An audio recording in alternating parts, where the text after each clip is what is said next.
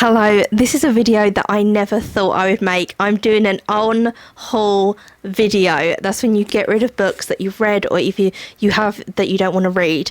I never thought I would ever make a video like this, and I actually did a whole video called Why I Will Never Unhaul Books, and I still agree with that video. I still agree with the points. I, in an ideal world, even would like to keep hold of the books that I didn't like, just because I read them. I have dyslexia. I've said before I didn't love reading, and now I love it. I'd like to keep like a record of everything I've read, but last year I had a baby and I just simply do not have the room to keep all these books. So this is going to be my first ever unhaul video. This will probably be a series on the channel because I have a lot of books to get through, because when I had my son last year I put all my books away in boxes in the basement to make room, and so I'm going through them and there's some that I just don't want to keep anymore. I'm just going to get straight into it. If you've been with this channel a long time, you will know these books. You would have seen the reviews of the books, the reading vlogs of me reading these vlogs. So I'm going to get straight into it. First up, I have A Monster Calls by Patrick Ness. If you were on the early parts of this channel when I first started out, this was one of the first books I think I read and reviewed on BookTube. So the story is about a monster visits a boy and it's about him losing his mum. Now the plot of the book was not by Patrick Ness, it was by a woman called Siobhan, and she actually died of cancer before she could write the book. So then Patrick Ness decided to take her plot for the book and turn it into his own book. I don't like it. I've never really got the hype of A Monster Calls, each to their own, but I've never really liked it, but I loved the plot. Siobhan's plot, when I looked it up to see what this was all based around, I loved. I thought that would have made a fantastic book. Had she been able to write the book, it would have been amazing, or someone else could have taken that plot and made it into an amazing book, but I just didn't connect with this book at all, so I don't want to keep it. I then have a book that I actually bought from the library. This is called Unrequited Love.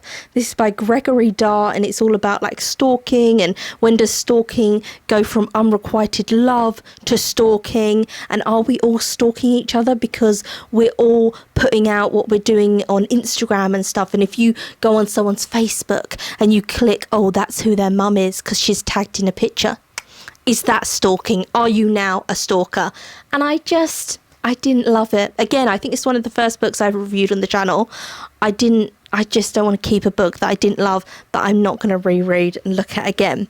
Next, this was an interesting one. This is called One Last Goodbye. This is by Kay Gilladale, and this was actually a subscriber said to me to read this book, so I bought it. It's about a woman who, her daughter had ME, and her daughter became really ill, and she got ME when she was 14 years old, and she just deteriorated.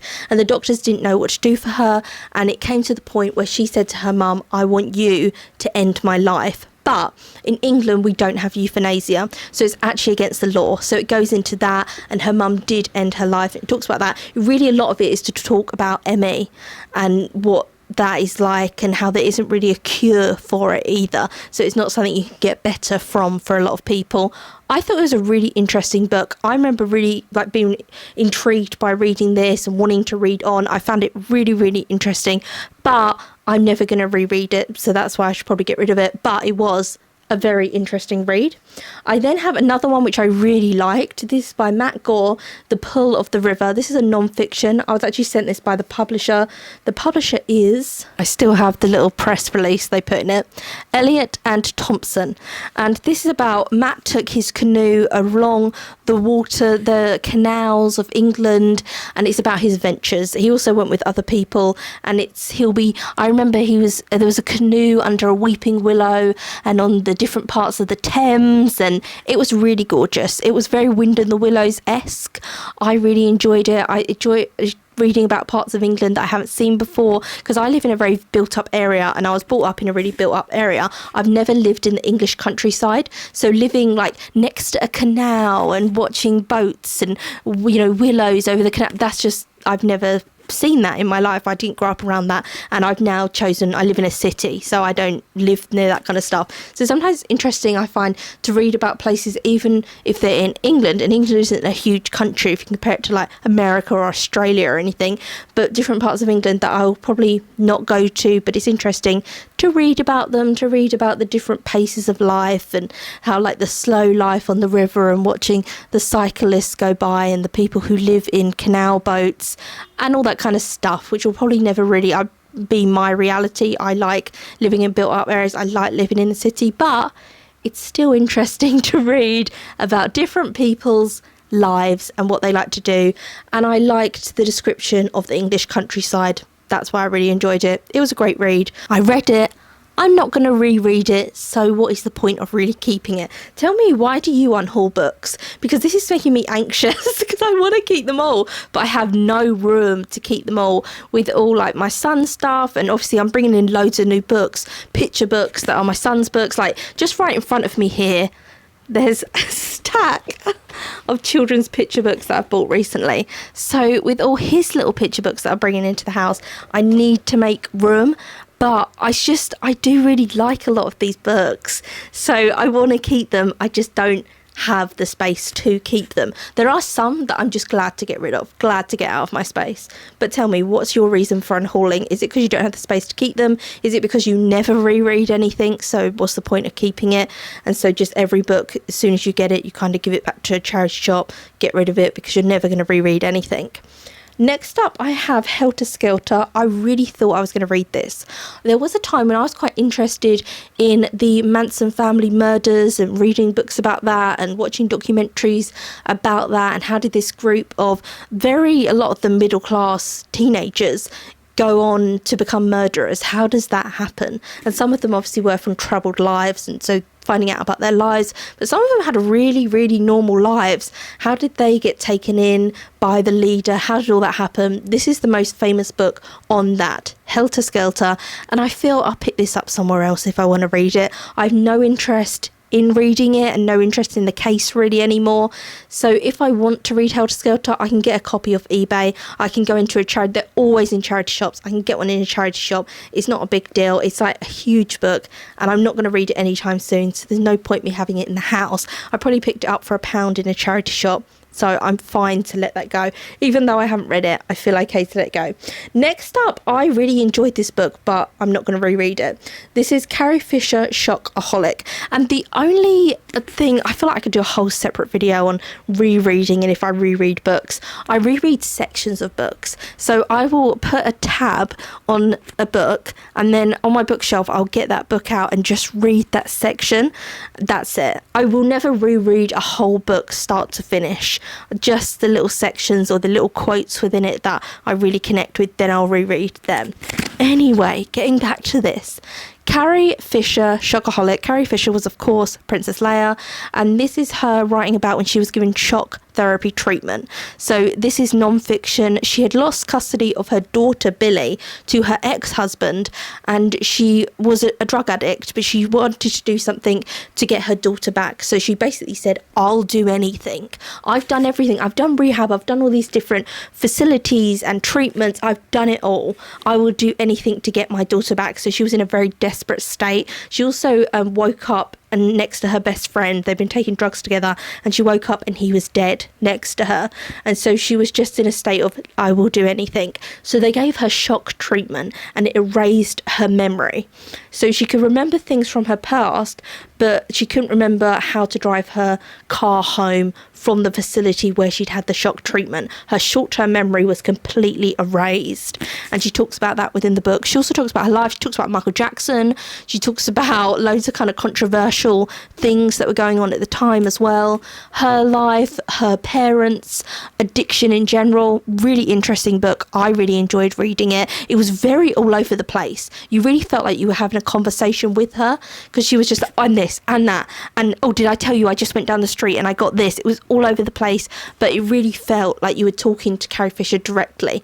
I really enjoyed it. I have another one of hers, The Princess Diaries, that I haven't read yet, but I'm not going to read this, but but I did actually, I don't know, should I keep it? I did enjoy it. I'm going to keep it. Oh no. Okay, I'm keeping this one. That's the only one I keep in, I promise.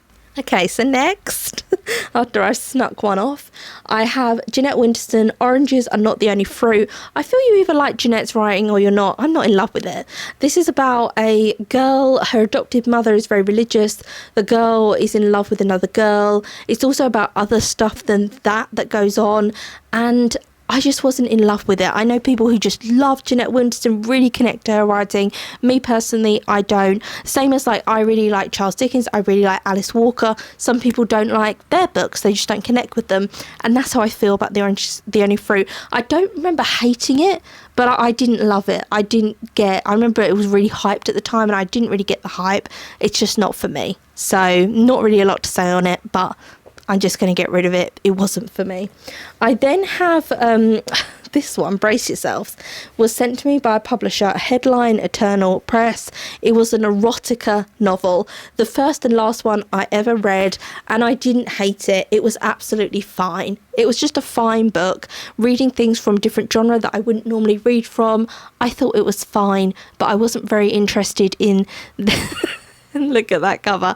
I wasn't very interested in the genre. I'm not going to read anything else on, but I didn't hate it. It had like a lot of plot to it. You know, it had a lot going on. It wasn't just what you... Anyway, let's move on. I then have Nick Hornby, Juliet Naked. If you've been with the channel a while, I think I did a whole reading vlog when I just went off on this book. I was reading it and I was like, I don't know what's wrong with Nick Hornby. Why he writes like this. The woman was just... I don't know if I didn't like her or she was very ditzy. She wasn't... I found it odd. I really didn't like this book. I remember really just... And I love the film about a boy, which is based on a Nick Hornby book. And I really love the film about a boy. I've watched it countless times. But this... I just didn't get. I didn't get the woman in it. I didn't love it. I've seen the film of this. I think the film of this is good. But the book, for me, I just didn't like the woman. She didn't feel like a real character to me. It just felt very strange. It wasn't for me at all. So I'm going to have to get rid of that. I will never be rereading that one again. I then have, this is a BookTube favourite, Saga. Volume 1. I have Volume 2 as well somewhere in this house. I don't know where it is. Volume 1 I did think was good. It's a graphic novel. But Volume 2 I found boring, and that's why I never read on and got Volume 3. But I'm not going to reread this. But I did enjoy Saga Volume 1. I did find it very interesting. Saga Volume 2 I didn't find interesting at all. I have no interest in picking up on the series or rereading this and starting the series again. It just doesn't interest me. So I'm going to get rid of it. But I do remember quite liking Saga Volume 1. But if I'm not going to reread it, I don't know. Shall I keep it? I don't know what's wrong with me. Shall I keep it? I mean, I didn't hate it. Maybe I will. No, I'm not going to reread it. Let it go, Hannah, let it go. I feel it's really stressful unhauling books. It's supposed to be nice and therapeutic. You get rid of it to let new books in. But I'm so conflicted with some books. But if I'm not going to reread it, there's no point in just gathering dust in my house. And I don't have the space. I would love to have a spare room that was just like a library. It was just covered in books. I'd absolutely love that. But... this, I don't have that. We don't live in Beauty and the Beast. It's okay. Next up, I have this, which I quite enjoyed. It was The King of Halloween Castle, a graphic novel by Sean O'Reilly. I just thought it was a fun little kids book. It was good, but I didn't love the art style of it, so I'm not going to keep it. It was all this kind of computer generated, looked like a video game art style, and I just personally don't like that. It creeps me out a little bit. I think I told the story before. I used to play Tomb Raider on PlayStation 1, and she always used to get stuck in a room and drown. Every time I played it, I never got over that level. She would always drown, and I think from that I've been traumatized, and anything that has that old school PlayStation 1 computer graphics I cannot stand at all. It freaks me out a little bit. I think it's just seeing Lara Croft drown traumatized me. I then have a children's picture book. This is Moppy is Happy. This is by Jane Asher and Gerald Scarfe, and this is about a boy who, this little fluffy alien comes down from space, and then the boy finds him in his garden, takes him inside, and it goes on like that. I didn't hate this at all, but he called the alien an idiot. Don't know if he called him a stupid idiot or just an idiot, because the alien says, oh, there's two people in the front room staring at a box, and it's the boy's parents watching TV, and he goes, they're watching television, you idiot. I don't know if it's you stupid idiot or you idiot, but it's just rude. I didn't love that element of it.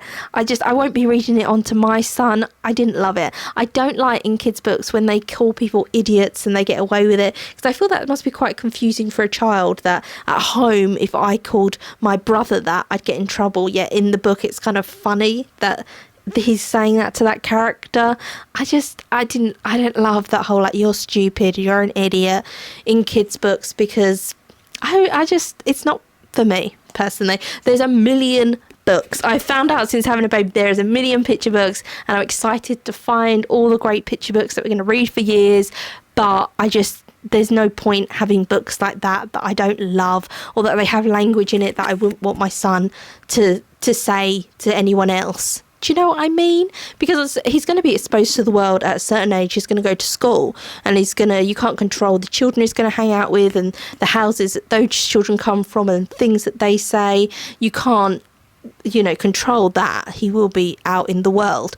But when they're so young, and it's got it in books for really young kids, I just don't really get that, to be honest. So that's why I wasn't in love with that book. And that goes for picture books in general, if they have like characters calling each other names like that. Then last but not least, I have Outline by Rachel Cusk. I feel everyone loves this. Everyone adores it. It was a series. It's about people telling different stories, and I just found it boring. I just didn't get it, and I feel you either get her writing or you don't. And I did a whole video review, which is up on the channel, of me talking about this book and why I didn't get it. And I watched that review back, and I said it felt ponderous. And there is actually a review on it that says in someone's hands it would just be a ponderous book, but in others it's magnetic and fantastic. And I read that out in the review video, and I said, to me it is ponderous. Some people are just Marmite, aren't they? You love their books or you don't get their books. And for me, I just don't get Rachel Cusk's writing, but some people absolutely adore her. She's just not for me at all. So I didn't enjoy reading that book. I found it very slow. There's no point me keeping hold of it. So those are the books that I'm unhauling for now. I have unfortunately kept one back. One did get slithered back, because maybe I'll read it back. She had interesting stories about also like I said, Michael Jackson and other celebrities and her opinions on them, and I just liked it. Okay, I think I'm gonna keep it just for now, and then maybe it'll be in the next unhaul video. I'll give it up, I don't know, but I want to keep it for now. So tell me, what are your reasons that you unhaul books? Or if you were like me before, you never unhaul books, why do you never unhaul? Where do you store them? I don't have a loft. If I had a loft, the loft would be full of books. It just would, but I just don't have the space, so I'm going to give them to a local charity shop and they can sell them on there. So I'm going to end this here. I hope you've enjoyed this video. I've been making almost daily videos. I'm definitely going to be unhauling more books because I have so many boxes to get through, but I hope you enjoyed this video, and I will see you probably tomorrow, because I'm doing almost daily videos for either a vlog or a book review video or a chatty video, a haul. Loads of different videos will be on the channel. I'm going to end it here, and I will see you very soon for another video.